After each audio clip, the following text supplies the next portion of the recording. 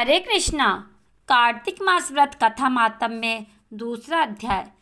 कार्तिक मास व्रत कथा के दूसरे अध्याय में भगवान ऋषि सूत जी नारद जी को आगे बताते हैं कि भगवान कृष्ण ने बताया कि जब गुणवती के पिता और पति को राक्षस द्वारा मार दिया गया तो वह बहुत दुखी हुई। श्री कृष्ण ने कहा, हे देवी, गुणवती अपने पिता और स्वामी को राक्षस द्वारा मारे जाने का संवाद सुनकर पिता और पति के कलेश से दुखित होकर करुण विलाप करने लगी। हाय नाथ, हाय पिता, हमको त्याग कर तुम कहाँ चले गए? मैं अकेली कन्या हूँ, आप लोगों के बिना असहायनी में अब क्या करूँ? अब मेरे भोजन और वस्त्र आदिकों की व्यवस्था कौन करेगा? घर में स्नेहपूर्वक पालन पोषण कौन करेगा? मैं कुछ भी नहीं कर सकती, मेरी रक्षा कौन करेगा? मैं मूर्खा कहाँ जाऊँ? कौन मेरे दुख को दूर करेगा? कहाँ रहूँ? क्या करूँ? हाय देव, मुझ पर ऐसा कौन सा कोप हुआ? अब मैं कैसे जीऊँ? मैं बड़ी ही पापीन हूँ।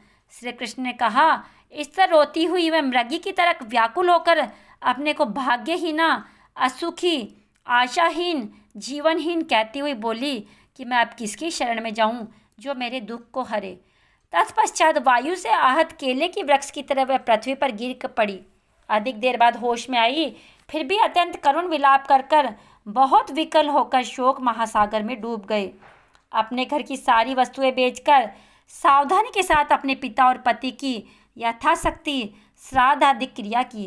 उसके पश्चात उसी पुरी में निवास करती हुई वह विष्णु भगवान की भक्ति में तत्पर होकर शुद्ध तथा शांत स्वभाव से अपनी इंद्रियों को अपने वश में करके वहीं रहने लगी।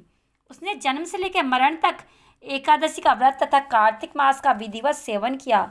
हे प्रिय, ये दोनों एकादशी और कार्तिक व्रत हमें बड़े ही प्रिय है। भुक्ति, मुक्ति, पुत्र तथा संपत्ति को देने वाले परम पवित्र है। जो मनुष्य तुला की संक्रांति रहते हुए कार्तिक मास में प्रातःकाल में स्नान करते हैं, वे चाहे पापी ही हो तो भी वे पापों से मुक्त हो जाते हैं। जो मनुष्य कार्तिक स्नान, जागरण, दीपदान तथा तुलसी के वृक्ष की रक्षा करते हैं, वे साक्षात विष्णु भगवान के तुल्य हैं। जो भक्त कार्तिक मास में विष्णु भगवान के मंदिर की स्वच्छता तथा विष्णु भगवान का स्वस्ति वाचन करते हैं, वे प्राणी तो जीवन मुक्त है। इस प्रकार जो जन कार्तिक मास में 3 दिन तक श्री विष्णु के मंदिर की स्वच्छता अथवा उनका पूजन करते हैं, देवतागण भी उनकी वंदना करते हैं। जिन्होंने जन्म भर इस नियम का पालन किया, उनका तो कहना ही क्या है। इसी प्रकार वह गुणवती दत्तचित्त होकर प्रतिवर्ष कार्तिक का व्रत और विष्णु भगवान की पूजा भक्ति पूर्वक करती रही। हे प्रिय, एक बार वह रोग के कारण दुबली हो गई तथा ज्वर से पीड़ित होने पर धीरे धीरे किसी प्रकार गंगा स्नान करने को गई। वह जल में स्नान करने के निमित्त उतरी और जाड़े से कांपने लगी और विकल हो गई। तब उसने आकाश की ओर से अपनी ओर आते हुए एक विमान को देखा, जो शंख, चक्र, गदा और पद्म आदि विविध शस्त्रों से सुशोभित विष्णु भगवान का रूप धारण करने वाला था। रथ पर उनके वाहन गरुड़ की ध्वजा अंकित थी।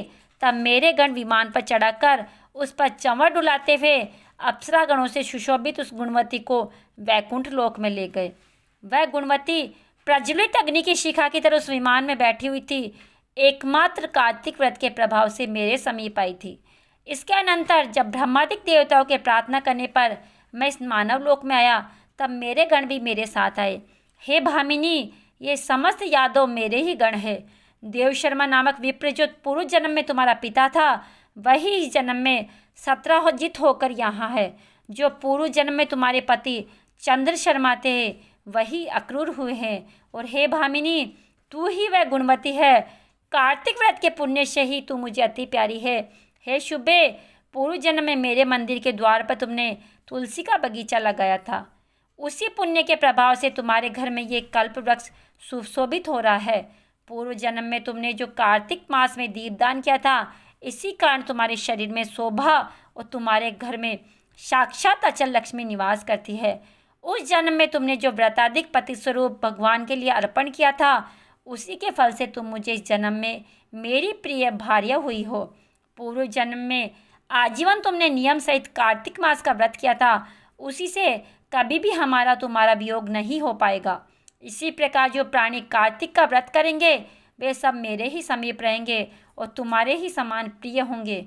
यज्ञ, दान, व्रत तथा तपस्या करने वाले मनुष्य को जो फल प्राप्त होता है वह कार्तिक व्रत के पुण्य फल का 16वां भाग भी नहीं होता।